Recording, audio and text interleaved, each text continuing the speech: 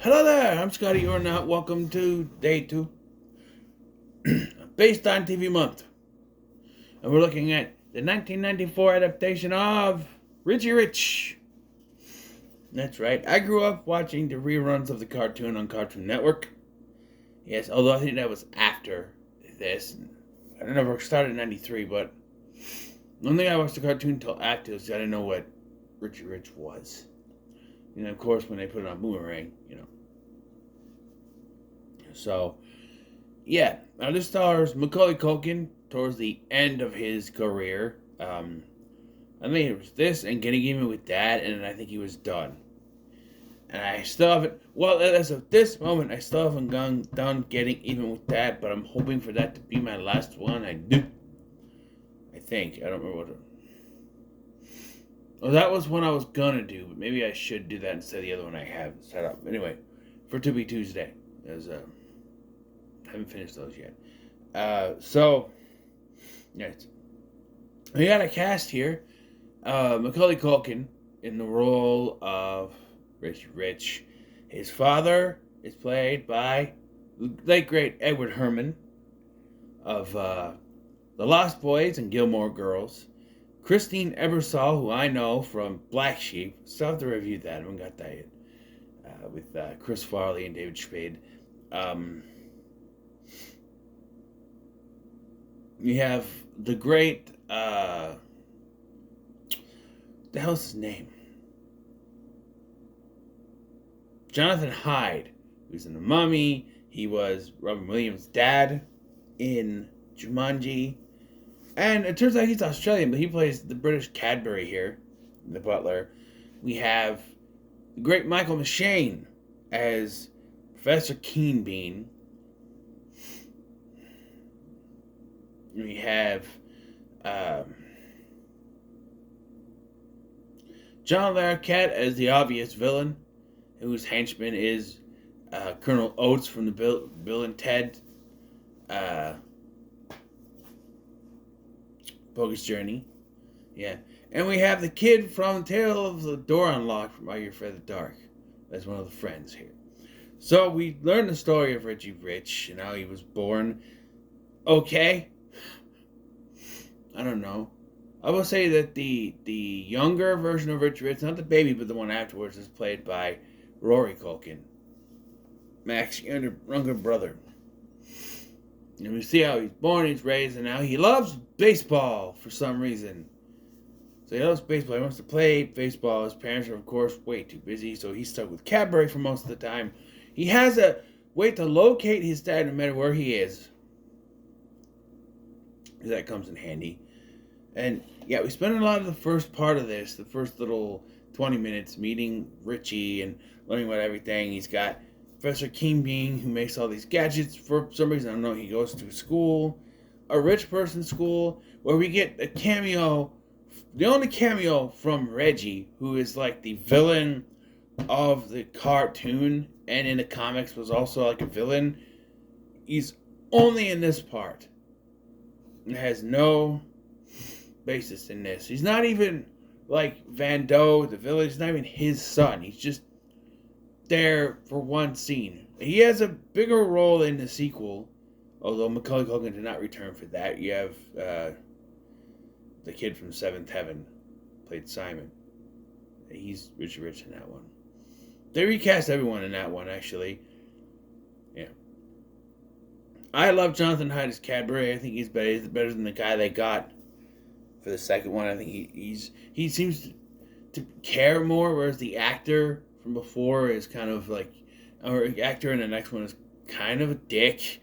But Jonathan Hyde, where he plays good dicks, he seems to really care for Richie in this. At one point where Colonel Oates grabs Richie, you do not grab him. I'm trying to protect the kid. Gee, I wonder if this asshole is also a bad guy. Yes, but if you grab him like that again, you will need the protection. Go get him. Yes, they go to Chris in a hardware store or some shit where they get socket wrenches as gifts. The parents are too busy, so he goes.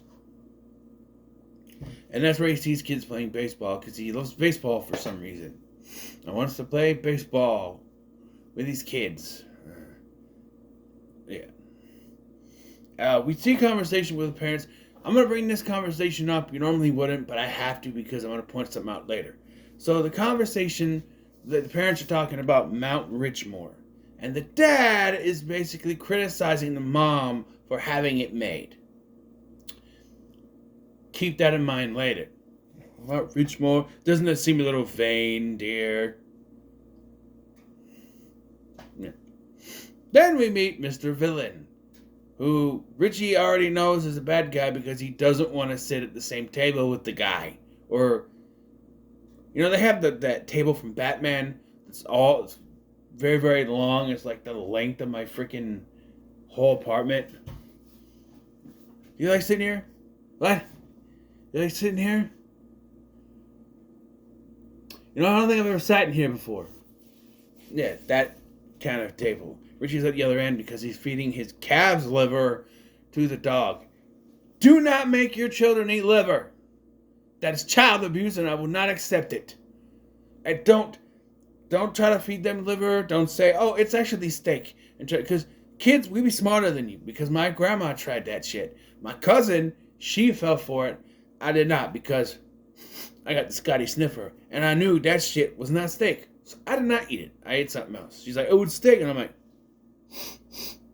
no, it's not. You cannot trick the sniffer. You cannot trick the Scotty sniffer. You cannot. You cannot. You cannot. Oh, hi, Mark. No, isn't. No. You cannot trick it. It's not true. It's bullshit. You cannot trick it. You cannot. Oh, hi, Mark. No, you can't. My nose too much. Stop touching your nose. So, yeah, he feeds it to the dog. And then Keen Bean has created a device that is able to take whatever smell and tell you what it is. And I'm like, you're able to convert it into an audio clip. And I'm like, why? Why? And it leads to a joke where the dog calves liver. Richie, I gotta go. It does come in handy later, but like, other than for a payoff to something later, there's really no need for it. They also introduced that King Bean has a bee, that he remote control bee that he's flying around that Cadbury smashes, but he fixes it. And you're like, okay, they had to show that for some reason. There's stuff that's built for a payoff, so, in movies. Yeah, and John Larroquette is obviously the villain, and he's trying to talk to Mr. and Mrs. Rich. The rich parents. The Riches. Mr. and Mrs. Rich. About firing people from a factory, or firing people and also closing down the hardware store that they were talking about earlier. Richie went to. Richard's like, no, we do not fire people because if you keep them hired and they're not going to get fired, they'll work better. And I'm like, I think it's the opposite, right? If you're always afraid of being fired, you're going to work better so you don't get fired, right? If you think you're never going to get fired, that's like, oh, I'm never going to get fired. He's never going to fire me. It's the opposite. I don't know what he's planning. But he also mentions, all our valuables. Keep in mind, he says valuables. Not money. Valuables. He says all our valuables are in the vault. And that you could see the bing go on in Van Doe's head. And Larroquette's head. And he's like, oh, okay. So then, if you didn't know he was a bad guy, you do now. He wants the vault. So, yeah. So, the Richards are set to go on a trip. So the dad goes to talk to the President of the United States, and we get a filler scene in which Richie uses his finder thing. And the only thing that comes from this is that we know that he can find his dad whenever he wants. But he only does it to say about a zit. And it's like, why is that there? Another thing I think of is, well, we got to know that he has a dad finder. Kind of like the bee from earlier and the sniffer thing. The scenes with them are entirely pointless, but we need them in there so we can set them up for later when they come in handy. So Richard's so Richie wants to have friends with those kids that he saw, and they're like, "No, we don't want to with you." Until they're invited to his big mansion, and I love it how Cadbury's like, "Master Rich has decided that you should have a break today. Have you had your break today?" He has a McDonald's in his house, and as a kid, I wanted this. Are you kidding me? McDonald's was my shit when I was a kid. Can you tell? That's where we went all the time, man. McDonald's. My grandma lived near one. We lived near one. We were closer. But, like, it's convenient. It's right there. That and a Dairy Queen were across from each other. Now, a Creature was over there now, too. So, but, yeah. I would love having a McDonald's in my house. But I would die from too many double quarter pounders with cheese. Just mayonnaise and onions. It's delicious, trust me. If there was a way to get bacon on double quarter pounder with cheese, well, my arteries are just clogged thinking about it. Excuse me. So the adults, the parents, elect to go on this business trip without Richie, leaving him behind. Convenient. Writing convenience, it's plot convenience by the writers. Like, oh, we need a reason for him to stay behind. Oh, he's going to meet friends instead of a Cadbury, and the parents are going to go on. And so the dad is trying to find the chocolate that his wife hid on the plane, and he finds the bomb, conveniently, just before it explodes. Yeah, they survive because it's a family picture, and they end up on a raft.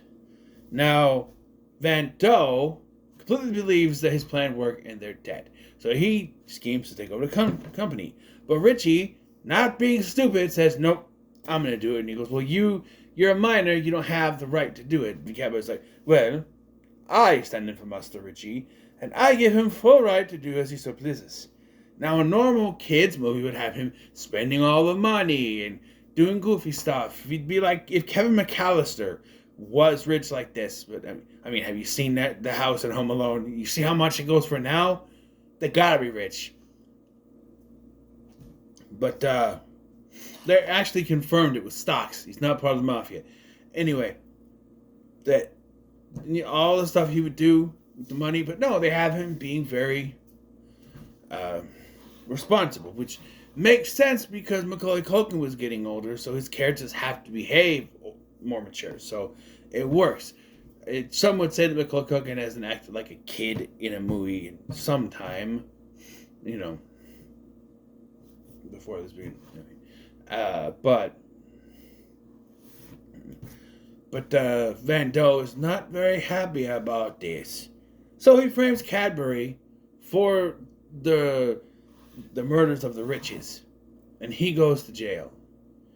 I'm sorry. Is there no investigation here? The police, I guess, cops, they think what they have. But, like, Richie's like, wait a minute. Richie could speak up and be like, wait a minute. Cadbury is the one keeping me in power, and he knows that. And isn't it very convenient that just after Cadbury stood up for me, those stuff is found in his quarters? He's been framed, obviously. But no, we gotta have it. He goes to jail. There's really no reason for Cadbury to go to jail. It's only so the villains can win. And this is what pisses me off about this movie. Every time that the heroes get some sort of advantage against the villains, they come back. Like here. Richie has beaten the villain. Like, hey, I'm in control. Nope. He's framed, and I have control now. It's like, really? And there's more. Right? So Richie eventually gets some special toothpaste. There's a special adhesive thing it's acid thing that burns through the bars, and frees Cadbury, and they go to see his friend Gloria and her mom, who I think is also the mom from the Santa Claus movies. Not exactly sure. And they hatch a plan so they hack into the thing. The dad find her, and of course, just as they're about to get it, Colonel Oates comes in, unplugs the thing. But it still finds it. He just unplugged the outgoing server, which is not how it should work. He unplugged the modem, which means the whole thing would shut down, because he unplugged the modem. Without the modem, you have no internet. Even in 1994, especially 1994, You have no modem, no internet. He unplugged the modem. There'd be no power, yet it still tells them where the riches are. Because the riches have found batteries to plug into the thing, and they fixed it with an earring, and they're able to locate them. Nope. Everything has to go the villain's way until it doesn't. And it pisses me off because it happens so much. By the time it happens, by the time I get to the end of the film during the climax, and it happens for the last time, I've had enough of it. It's just, come on. So, they're found out. So now they gotta sneak back in there. So they sneak in. They have their friends mess with the guards. They put soap bubbles, fucking bubbles, in the fountain. And Cadbury and Richie sneak in only to find. They plug in the finder, only to find that the riches are already there because Van Doe has found them. And so now they're captured. Again, they're about to get ahead. And not just that, the kids outside have tricked the guards, but magically the guard is now back up and captures them. There are 5 kids and an adult. They can take down 1 security guard. But he's got a gun. So what? He's not going to be able to shoot all of them. And if they do it right and all attack him at the right time, the gun's going to go up. He's going to fire up into the sky anyway. And it's a kid's movie. That's what will happen. But no, they're all taken in. They're going to put in this machine that was teased earlier that I didn't mention. It turns things into bedpans or something. And they're going to convert all of them and Cadbury and Richie into bedpans, I guess. While he takes the riches to the vault, which is inside Mount Richmore. Problem! I have a problem with this. Because, as I mentioned, the conversation they had earlier, where Richard did not like the fact that they made said Mount Richmore. Called it too vain. So then why would the vault be inside of it? It's like they were writing that, roll the conversation, and the whole thing. Hey, we talked about Mount Richmore. Let's put the vault in there. But the conversation they had, the dad was against Mount Richmore. So why would he allow the vault to be in it? They even say, oh, we just did that to hide it. Okay, so then maybe the conversation was about maybe it's too vain. Maybe that was the point because it's a distraction. I don't know. To me, it feels like a big target. Where could the vault be? Could it be where their faces are? It seems very obvious to me that that's where it would be, not really a distraction. So they get in there. They open it up. Richie, with help from Keen Bean and his bee, they makes the bee sting Colonel Oates. He goes face first into the machine. And, and he saves Richie, Cadbury, and the kids. And the mom's there, I assume. And so Richie goes to save his parents, taking a bunch of gadgets with him, including a spray. And so then Van Doe goes in, they get into the vault singing a song, apparently. Because that's the thing earlier, is that the riches are the only ones that can get into the vault because it's voice activated. Well, conveniently, they're still alive. So they get in there, and it's their valuables. Not their money, their valuables. All the stuff that is valuable to them. And all I gotta say is Casper ripped this off. Whoever wrote Casper was like, hey, that's a good idea. Let's do a thing about a treasure, and it's just something that's valuable to Casper. It's literally the same plot beat. Because Casper came out after this in 95, this is 94. Bada boom, Bob's your uncle. So, yeah, and this is where I started to go, this climax is entirely too long. Because it's just, when they have good guys come to the rescue, bad guys get advantage. Good guys fight back, bad guys get advantage.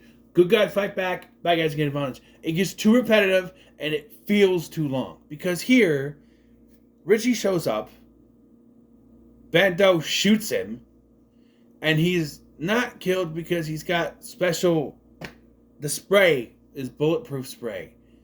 A good thing it worked. He's like, huh, cool. And you could tell he's obviously wearing a bulletproof vest underneath his suit. But he's like, huh, cool. And like, yeah. So Richard punches them in the face. And then what should keep him there, they tell the vault to shut. For the life of me, I don't know how they got out. Did they just run out in time before it shuts?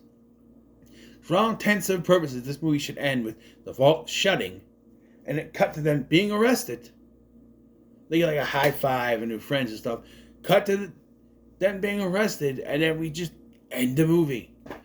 But no, we got an extra part of this climax because they somehow make it out of the vault, even though they shouldn't. Because, every time the good guys get an advantage in this movie, the bad guys have to take it back. I don't know why. It's just how they wrote it. So the bad guy. So now Vando is chasing them onto Mount Richmore, hanging on the noses and the glasses and the shit, while Colonel Oates is down there with a laser thing. That's just how they sculpted it, because it would still be sitting there after the whole thing was done. Sure. And Cabaret's fighting him. And it even pisses me off that Cabaret punches him in the face, knocking him down. And I'm like, yes. For Colonel Oates to immediately get up and punch Cabaret in the face. No, that's not how knocking someone down works. Especially in movies. He should be knocked out from that. Especially since we learned that he was in prison and he became a tough guy in prison. That should have knocked him out. But again, every time the good guy gets an advantage, the bad guy has to take it back. So no, Cabaret is knocked down and he's back on the laser now. Colonel Oates is. I keep calling him Colonel Oates because that's who he is. Eventually, they're able to finally get the advantage one final time, and it's over. It's over. I do like where they're like, he's like, where's the money? In banks. Stocks. In the bank, of course. In banks, of course. In stocks. I'm like, well, duh. I mean, that they're rich, but they still got banks. I don't know why he thought it would all be in a vault. Like, he didn't think to, like, he's got a guy in the security thing, right? He doesn't think of having him hack into there or have something to look into the banks or, pay off someone at a bank or something to see if there's money there. He just thinks it's all in a vault. No. And this kind of pissed me off. So we cut to, Richie's got friends now, and he's, I like how they make him human and not just, oh, I'm rich and I'm very stuck up. No, that's Reggie. That's not Richie. That's Reggie. So I like how they make him very human. He wants to play with the little folk, as they would call them. So yeah. And they're like, oh, he's rich in life now. He doesn't need money.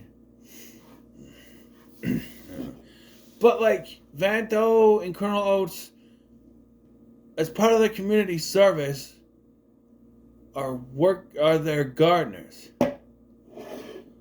Why? That doesn't make any sense to me. Throw them in jail, throw away the key, lock them up, throw away the key. Just, no. Why are they... It's, oh, look, it's funny.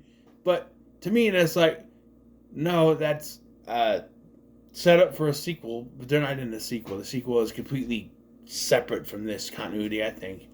Where it's like, oh, they can get revenge. They pretend to be the gardeners, and then they get revenge. I don't know.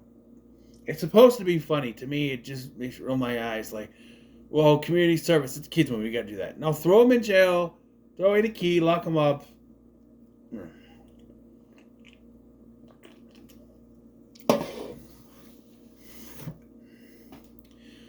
But yeah, after that mind-numbingly long climax, we get to the end. And I'm going to give it a high middle of the road. I enjoyed parts of it. I'm a Macaulay Culkin fan. I'll admit that. I'm a little biased, but let's see. All the Macaulay Culkin movies I've seen. The 2 Home Alones, Page Master, My Girl.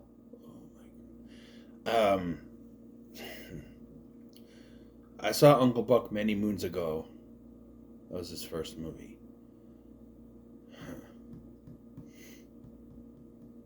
This is probably my least favorite. I can't go by Uncle Buck or The Good Son because I only saw parts of them many moons ago. Like when I was little. Macaulay Culkin. There's got to be another Macaulay Culkin. The Nutcracker. Oh man, the Nutcracker is probably worse than this because I remember renting that. It's Macaulay Culkin, so I rented it, and I was in my mom's room, and I put it in VCR, and I'm sitting there going, because I like the Nutcracker Prince, my favorite cartoons, right?